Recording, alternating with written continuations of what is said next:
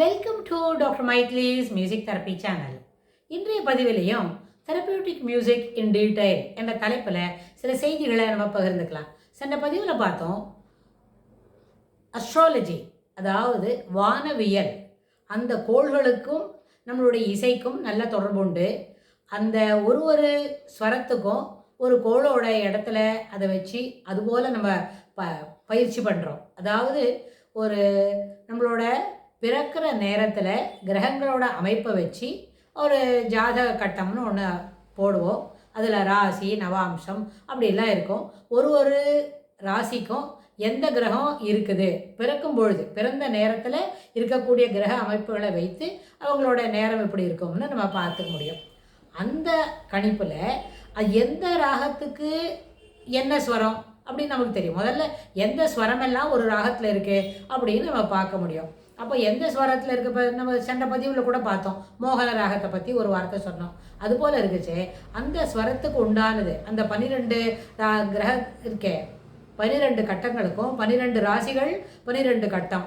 ஒரு கட்டத்துலேயும் என்ன இருக்கும், ஒரு கிரகம் இருக்கும் அப்படின்னு சொன்னால் அந்த கிரகத்துக்கு ஏற்புடைய ஸ்வரம் என்ன, அந்த கோமலஸ்வரம், அதாவது தீர்க்கஸ்வரம், தீவிரம் அப்படின்னு, அதாவது மெலிதாக ஒலிக்கக்கூடியது, நீட்டி ஒலிக்கக்கூடியது அப்படின்னு சொன்னால் இது எல்லாமே அந்த 12 கட்டத்துக்குள்ளே நம்ம அந்த 22 ஸ்வரத்தையும் அதனோட தீவிர பேதங்களுக்கும் என்ன கோமல பேதங்களுக்கும் அதை பயன்படுத்த முடியும் அப்படின்லாம் நம்ம பார்த்தோம்.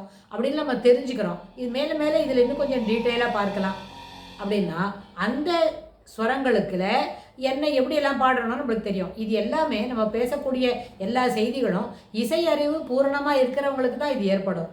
சிலவங்களுக்கு என்ன பண்ண முடியாது, இப்போ தான் பாட்டு கற்றுக்குறாங்க, என்ன மாயமாள கௌள ராகத்தில் ஸ்வராளி வரிசைகளை இப்போ தான் பாடுறாங்கன்னு சொன்னால் அவங்களுக்கு தீவிர ஸ்வரம் கோமல ஸ்வரத்தெல்லாம் பற்றி தெரியாது.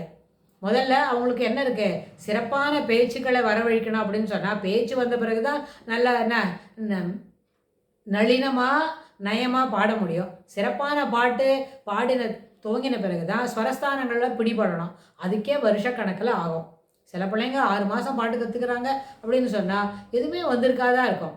ஸோ இந்த அடிப்படையில் நம்ம சிலதெல்லாம் நம்ம தெரிஞ்சுக்கணும் அப்படின்னு சொன்னால் அப்போது இதெல்லாம் நம்ம அட்வான்ஸ் லெவலில் சொல்கிறோம்.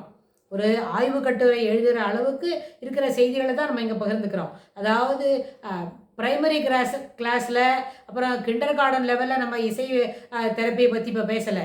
நம்ம பேசுகிற இசை தெரப்பி, மியூசிக் தெரப்பின்னு சொல்கிற அந்த வார்த்தை அட்வான்ஸ் லெவலில், போஸ்ட் டாக்டரல் லெவலில் நம்ம இந்த விஷயங்களை இப்போ பகிர்ந்துக்கிறோம். ஏன்னு சொன்னால் இந்த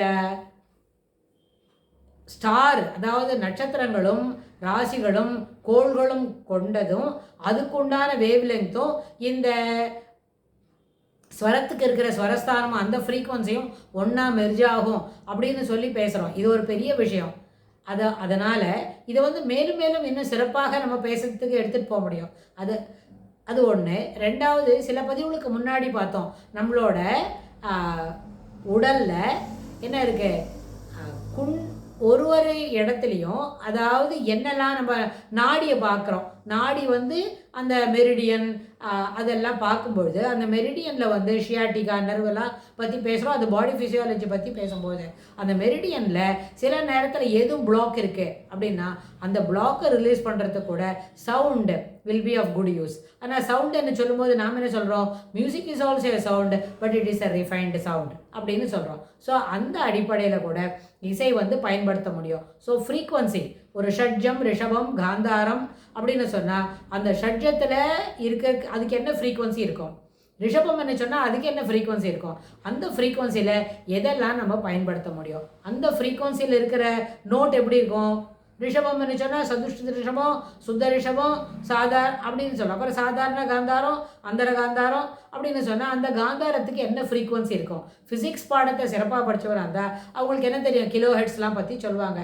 ஸோ இந்த கண்டினியூட்டியில் பார்க்கும்பொழுது ஒரு ராசியோட சிறப்பு, ஒரு கிரகம் எந்த இடத்துல இருக்குது, ஒரு கோள் எங்கே அமைஞ்சிருக்கு அப்படின்னு பார்த்தா அந்த கோளோட குறைபாடுகள் என்ன, கோளுக்கு ஒன்றும் குறைபாடு இல்லை, நம்ம பிறந்த நேரத்தில் அதனோட நேரத்தில் கொஞ்சம் மாற்றிருக்கோம்னு சொன்னால் இதெல்லாம் கூட நம்ம என்ன பண்ண முடியும், இசை மூலம் நேராக்க முடியும். இசை மூலம் நம்ம வந்து சில நல்ல பயன்களை அனுபவித்துக் கொள்ள முடியும். வேற எதையும் நேராக்க முடியாது. நம்ம பிறக்கிற நேரத்தில் இருந்த கோளின் அமைப்புகளை எந்த மாற்றமும் செய்ய முடியாது. அதை வச்சு தான் நம்மளோட அது வந்து முதல்ல ஜாதகம் அப்படின்னு சொல்கிற அந்த ஹாரோஸ்கோப் என்ன சொல்கிறோமே, அந்த ஹாரோஸ்கோப் என்ன தெரியுமா, அது வந்து ஒரு கைடு போல், ஒரு மேப்பு போல், எங்கே போகணும், எப்படி வரும், அடுத்தது என்ன வரும், எந்தெந்த தசாபுக்தி காலத்தில் எது நடக்கும்னு சொல்கிறது வந்து சாதாரண விஷயம். ஆனால் ஓவர் த பீரியட் அதை நம்ம அப்பப்போ பார்த்துக்கலாம். தினம் எவ்ரி ஆல்டர்னேட்டிவ் டே ஹாரோஸ்கோப் பார்க்கணும் இல்லை. ஒரு பெண் குழந்தைன்னு சொன்னால் 12 வயசு போல் பார்க்கலாம். ஒரு பையன் ஆண் சொன்னால் அவருக்கு ஒரு 16 வயசு போல் பார்க்கலாம். அதுக்கு முன்னாடி பார்க்கணுன்ற அவசியம் இல்லை. அப்புறம் ஒரு 25 வயசில் 2 பேருக்குமே ஹாரோஸ்கோப் பார்த்து what is the condition, how we can proceed further, what are all things available அப்படின்னு நம்ம தெரிஞ்சுக்க முடியும். ஸோ இதெல்லாம் பார்த்து தெரிஞ்சுக்கும் பொழுது அப்பொழுது ஏதோ ஒரு என்ன இருக்கு, சில பாசிட்டிவ்ஸ்லாம் நம்மளுக்கு கிடைக்கணும்னு சொன்னால் அதுக்கு தகுந்த மாதிரி இருக்கிற நேரத்தில் ஒரு சில ராகங்களை வாசித்து அந்த வாசித்ததை தினமும் நம்ம கேட்க பண்ணினா அதுலேருந்து நம்மளுக்கு பெரிய என்ன இருக்கும், மாறுதல்கள் கிடைக்கும். சிறப்பான மாறுதல்கள், ஏற்றுக்கொள்ளக்கூடிய மாறுதல்கள், அனுபவிக்க தகுந்த மாறுதல்கள் நம்மளுக்கு கிடைக்கும். அதுக்கப்புறம் நம்மளுக்கு ரொம்ப சிக்னஸ் வருது அப்படின்னு கூட அப்போ ஹாரோஸ்கோப் ஒன்றும் செய்யாது.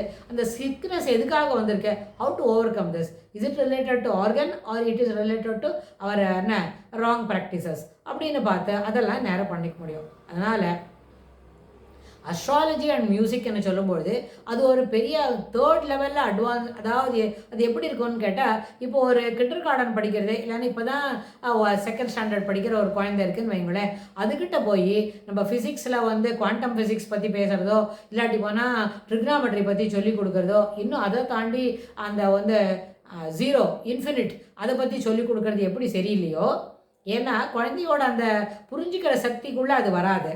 இது வந்து beyond it goes above my head அப்படின்ற மாதிரி இருக்கும். அந்த மாதிரி நேரத்தில் வெறும் மியூசிக் தெரப்பினால எப்படி பயன்படுத்துறதுன்னு தெரியாது, இந்த ராகம் பாடலாமா அந்த ராகம் பாடலாமான்னு கேட்குறவங்க தான் இருக்கிறாங்க ஊரில். அப்படி இருக்கும்பொழுது நாம் என்ன சொல்கிறோம், the frequency of the notes அப்படி பற்றி பேசுகிறோம். அதனால் இது ரொம்ப அட்வான்ஸ் லெவலில் சொல்லணும். இதுக்கு எத்தனை பேருக்கு நம்ம சொல்லிக் கொடுக்க முடியும், இதுக்கு எவ்வளோ ஸ்டூடெண்ட்ஸ் நம்மளுக்கு கிடைப்பாங்க அதெல்லாம் தெரியாது. இட் இஸ் ஒரு பெரிய கொஸ்டின் மார்க்கு. ஆனால் இசையினால் சிலதெல்லாம் பெரிய பெரிய விஷயங்களை நம்மளால் செய்ய முடியும் அப்படின்னு சொல்லி நம்ம இந்த பதிவை நிறைவு செய்யலாம். இதுக்கு தொடர்புடைய செய்திகளை வரப்போகிற பகுதிகளெல்லாம் பார்க்கலாம். தேங்க்ஸ் ஃபார் வாட்சிங்.